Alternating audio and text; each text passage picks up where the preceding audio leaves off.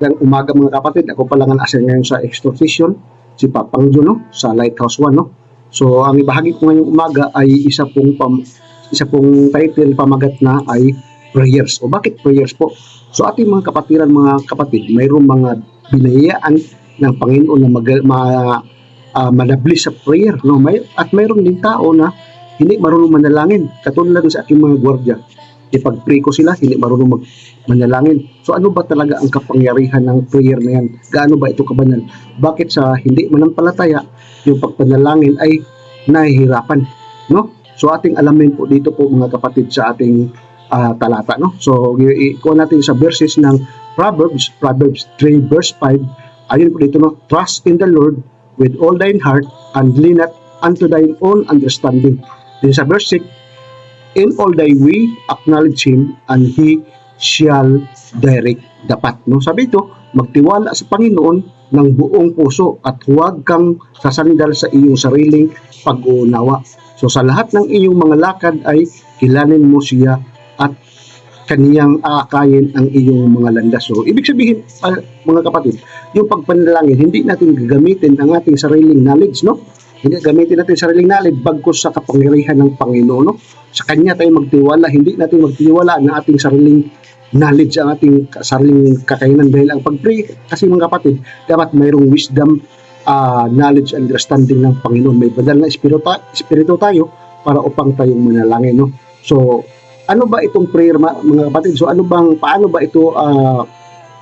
ba ito siya magandang pamaraan? Paano tayo magka-pray ng diretso? Dahil nakita natin mga kapatid, kung may mag-pray sa aming mga kapatiran o sa aking mga gwardya ay ang pray pabalik-balik, no? Pabalik-balik, paliko-liko, wala saktong direksyon. So ngayon mga kapatid, gumawa tayo na isang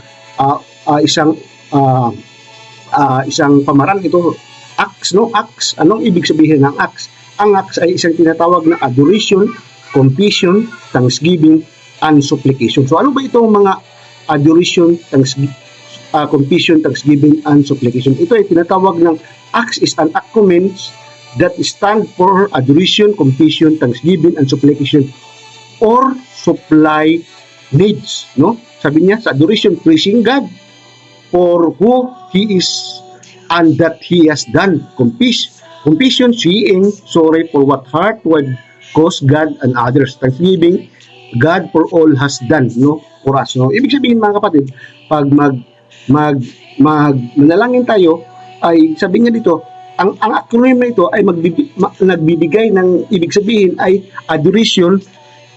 Adoration ay pagsamba sa Panginoon, no?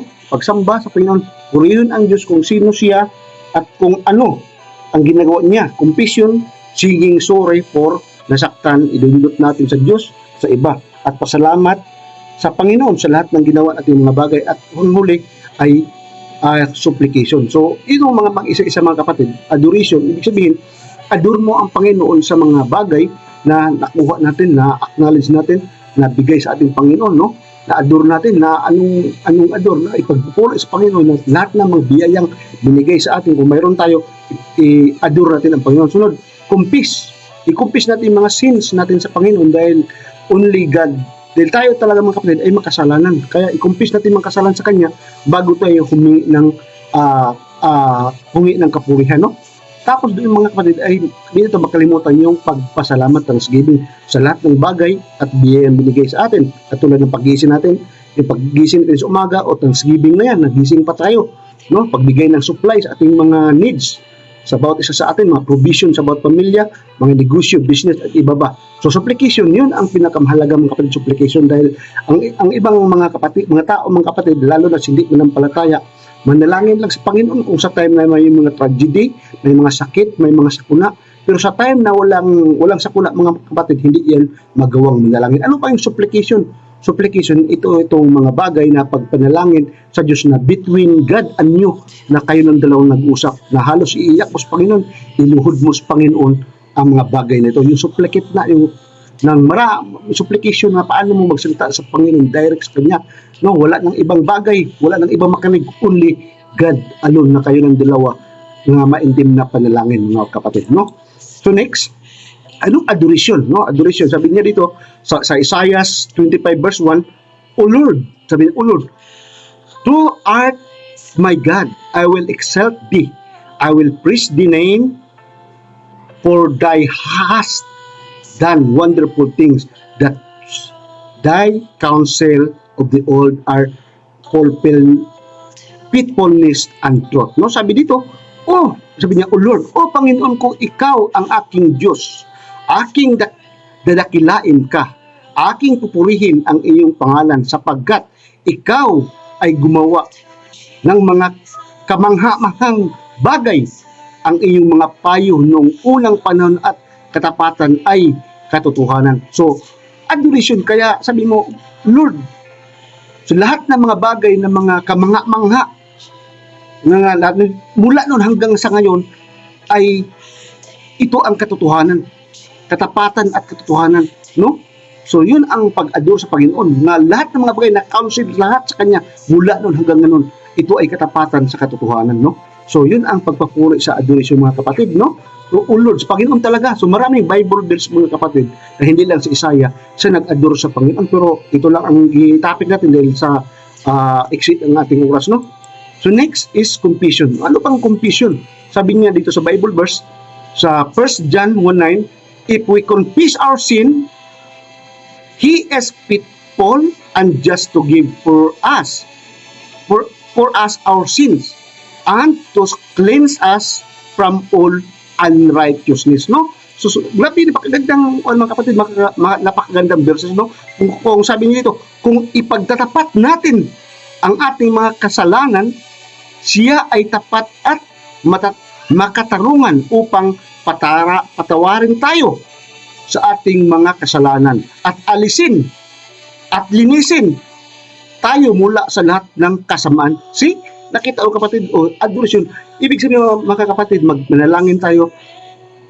I-confess mo na lahat na ating mga kasalanan. I-declare mo na sa Panginoon, Lord, patawarin ako. Ako'y makasalan, hindi makalugod-lugod sa iyo. Patawarin mo ako upang lagyan tayo ng banal na kanyang espiritu. No? Ganun, mga kapatid, no?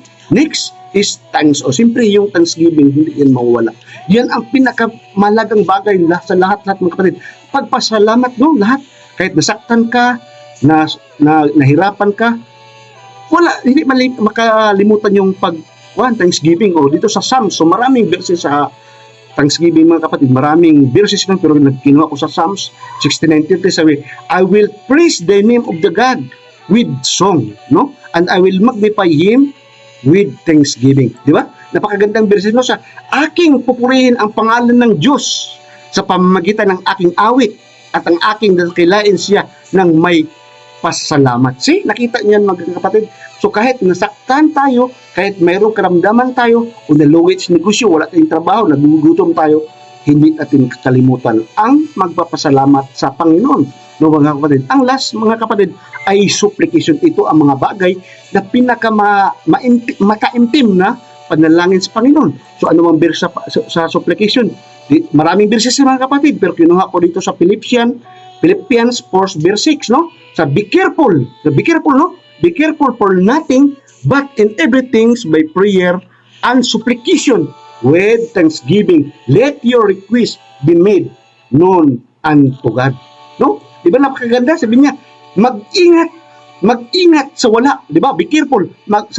Be careful for nothing. Mag-ingat sa wala, kundi sa mga bawat bagay na sa pamamagitan ng panalangin at pagsumamo na may pasalamat, ipaalam ang ating o ang inyong mga kahilingan sa Diyos. See? Nakita niyo, mga ganito, be careful, no? So lahat ng mga kailangan mong ipaghiling, paglingkod sa Panginoon, ay mag-pray tayo ng supplication, no? Dahil sabi niya, mag-ingat tayo, hindi tayo tumawag sa Panginoon kung may burden tayo sa ating puso, kailangan mataimtim tayong magpapasalamat, no? So, i-conclude ko, mga kapatid, it's a conclusion ko, mga kapatid, dito tayo sa 2 Corinthians 5, no? Sabi ko, we walk not by sight, we walk by faith, not by sight. So lakarin natin panampalataya, hindi sa ating pananaw, no? Di ba napakaganda, no? So, napakagandang verses, no? Sa ating ginuhaan ko ng acronyms ng ating pagpanalangin, adoration, confession, thanksgiving, supplication, no? At supplication, di ba? Acts, di ba? Yan ang pagpasalamat mga kapatid. Then sa conclusion natin, for we walk by faith, not by sight, di ba? Stand tayo by faith.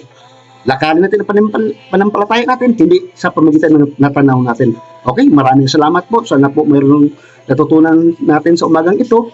May nakuhang aral po natin. Maraming salamat po sa aking title, Yes, Prayer. So, thank you, Lord. Sa umagang ito, Lord, ay ikaw po'y nagpupuri, nagbibliss sa lahat ng ito. Ay ikaw po'y pinagabanal na espiritu na bigay sa akin. Maraming salamat sa pabigay mo ng wisdom, knowledge, understanding na ibigay ko po sa iyo ang itong prayer na kung saan nagbigay ko ng acronym, Lord, acronyms, Lord, na upang ito ay isang gabay sa paano kami manalangin, no? Sa acts, no? Adoration, confession, thanksgiving, and supplication. Sana po itong mga bagay ito ay maglugod-lugod sa iyo at maging bisis aming mga manampalataya. Maraming salamat, Lord, sa lahat ng bagay na nandito sa amin ngayon, sa aming kapatiran, sa aming pastor. Ingatan po siya, sa buong pamilya, sa aming kapatiran ngayon na may naramdaman, may mga sakit. Ikaw po mag-heal, Lord. Alam po namin, Lord, mayroong kapatiran kami nga nasa ilalim kayo ng mga burden, mga may sakit, Lord. I-heal mo po, Lord. Alam po natin, Lord, kailangan ng healing para sa kanila. Ang aming po mga kapatiran, may negosyo. Ikaw po'y gumawa sa kanila ng paraan upang mag-successful mga negosyo, lalo sa mga empleyado, mga young people, mga swipe, mga nagtrabaho, Lord, nag-apply. Ingatan mo kami, Lord, ibigay sa amin lahat ang aming provision upang magpatuloy kami lumalakad sa iyo. Maraming salamat, Lord. Ito po sa matulangin, sa matapos sa talangin ni Jesus. Amen. Okay, thank you. Bye-bye.